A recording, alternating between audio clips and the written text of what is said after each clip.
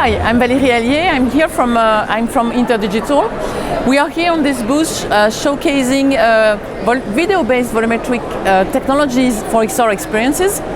So InterDigital and Philips are engaged in a research collaboration to provide solutions for distributing volumetric video on XR experiences.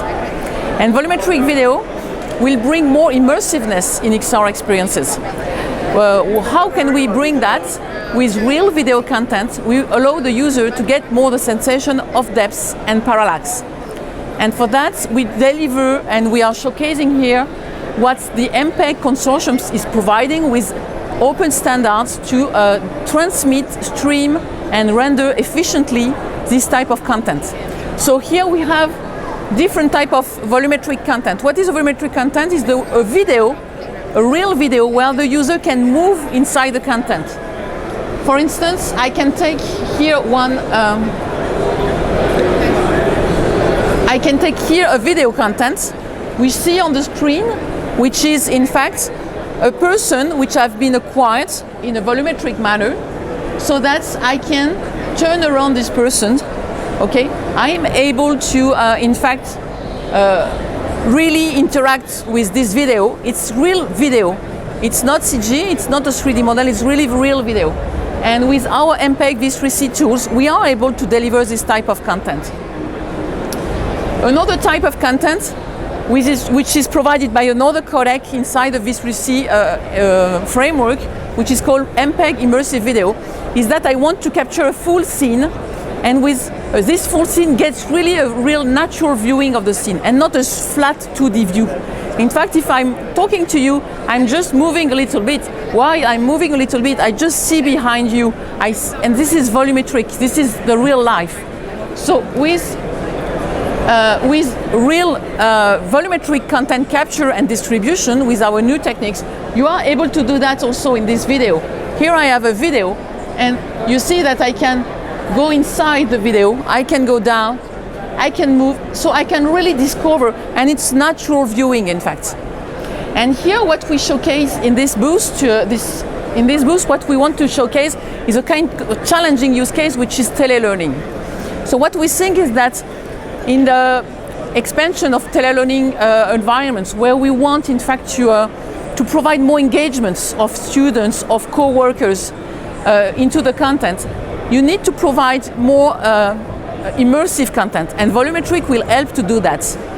So for instance, if you are on a telelearning platform, you can go, and here we select more hobbies than professional topics. So for instance, I am a soccer fan, so what I want to do is just I want to learn more how to play soccer, and perhaps I can access to a 2D content. So today you go on my kids will go on YouTube just watching 2D content, and he said, oh, okay, I would like to do that. So with the technology we provide, then he can switch, go more immersed, and he can access to more specific content where he can, I can just move, I can just stop on the video, make a pause, and then try to get a little bit more what is the position of the person. So this is a way in the telelearning to really get more immersed, in fact, in the content. And the same, if now I want to get more insights again, so with more insight, then I will be able to really focus on one soccer player. It's my favorite player, and here again I can really see how he is doing his tricks. Okay, so this is exactly what we try to propose to the industry, is the way to provide more immersiveness in content in XR experiences with real video. And as you see, the user will be more and more engaged because he will get more interactivity, he will be more immersed. It's real video in fact. And this is possible, it's made possible thanks to efficient streaming and rendering system and efficient compression format. So that's where MPEG is providing this V3C codecs and system layer, which allows a real efficient transmission. And this is what we showcase here. We show how it is implemented, how it can be rendered. So this is the main demonstration that we have here. Then, if we look at a more metaverse co-working environment, you imagine that those videos, I'm inside a 3D environment, and I get access to those videos, and then I want to have more interaction. And for that, the other level will be more adding some kind of scene description techniques, so that you can interact with those videos. You can also interact in a gaming application, in a telelearning application, with other 3D information. And this is really the important for MPEG, is to deliver the proper compression format, streaming format, communication format that will help this type of technologies working together. So what we have to have presented here with the V3C implementation, codec implementation, is that on the rendering side, it's a simple video player that is able to render this volumetric video content. So here, for instance, on a smartphone, I can have a volumetric scene, and as you see, I can get insight information, what is behind this clown, because it's really a full volumetric scene.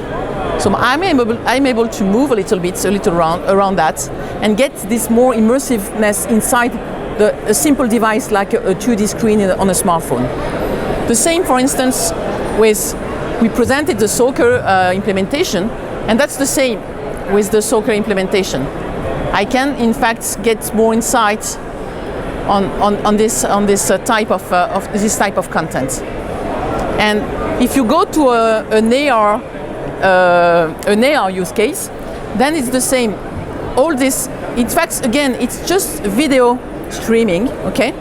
So the point cloud information, the volumetric information we have seen on the TV is just streamed here on a smartphone, and I get more insights about this content. I can turn around, I can just enjoy this content also on my smartphone.